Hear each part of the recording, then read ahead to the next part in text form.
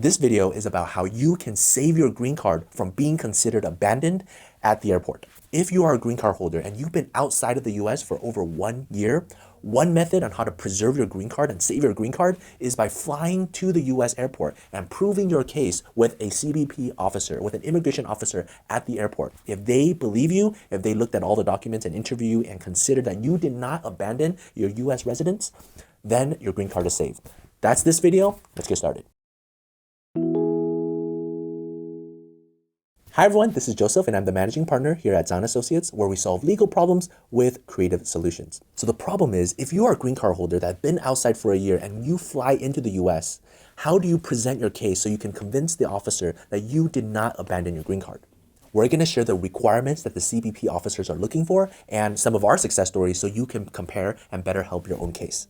All right, so let's start with the requirements that CBP officers are looking for when they're evaluating whether or not a green card holder has already abandoned their green card, right? Now, these requirements are pretty much the same as what the consulate officers are looking at when they're evaluating whether or not somebody abandoned their green card when they're applying for the SB1 visa. So if you're in this situation, look at what the consulate officers are looking at. And that's the same thing as what the CBP officers are looking at. But I'm going to summarize it here. The first one is the length of stay outside of the US and the reasons why. The three things that they focus on is the purpose of the departure, a fixed end date on why you left, and an objective intent to return to the US as your permanent home. These are the three reasons and three factors that they want to see. Let me share some success stories with you so you can see how they play out. Before I get into the stories, a quick disclaimer, I had to change the name and the consulate to preserve the confidentiality of the case, but otherwise I kept the facts intact so you can compare with your own case how to employ these similar arguments so that you can convince an officer that you did not abandon your green card. The first story is the story of Miss Sun, who's been outside of the US for 6 years. She's a green card holder. She's had her green card for 20 plus years, but for the past 6, she's been outside, never stepped foot into the US one time.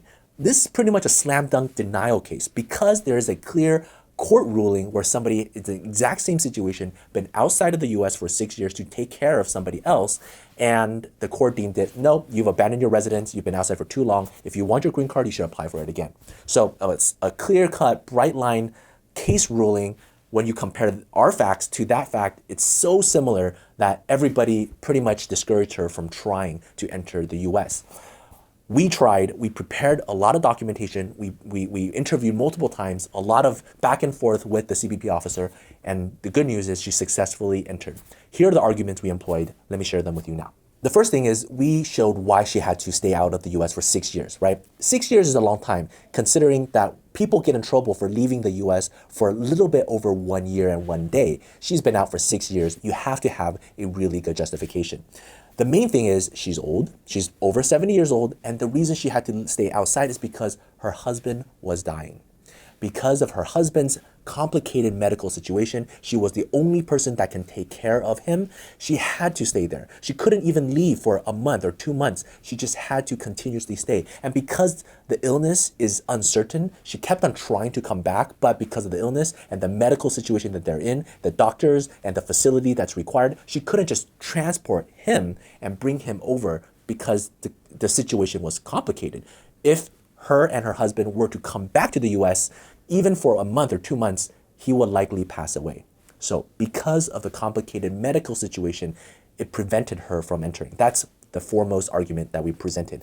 Nonetheless, it's 6 years, it's a long time. So we did the second thing. We documented all the assets and the children and the grandchildren who were green card and UR citizens in the US. And this was the distinguishing factor with the famous court case, okay? So in the famous court case, the person was outside the US for 6 years, but they didn't have strong family ties in the US. Whereas in this case, Miss Sun, all her children and grandchildren, well, not all, but a lot of them are all US citizens in the US. And they had houses, they had businesses, she had a retirement account, she had Social Security, she had life insurance, she had property, she was paying her taxes.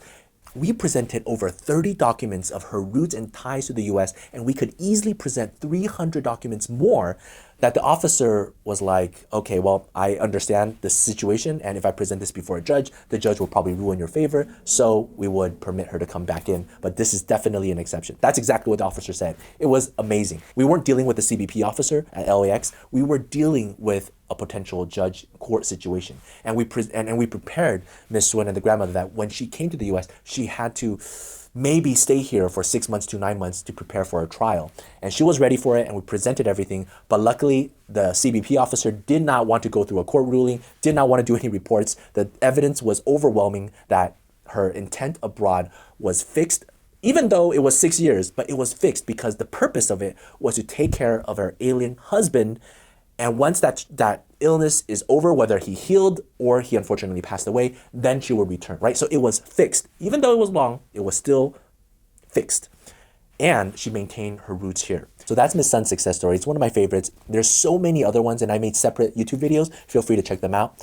And I know because of the pandemic, there's so many nuanced situations. Like I had a client that tried to fly into the US, but each time the airfare would be canceled. And he tried over 6 times, documented everything. And when he presented that before a CBP officer, they just chuckled and just waved him in. They don't worry about it. So this past year has been absolutely crazy. The CBP officers have been very, very understanding about this specific situation. And we've been helping a lot of different people strategize and think about what's the best argument to employ. Because when you're in front of the CBP officer, you really only get that couple minutes. And if you cannot immediately convince them and have the proper documentation, then you might be in trouble, right? So hopefully these videos help you. And if you have any questions about your specific situation, I would love to strategize with you.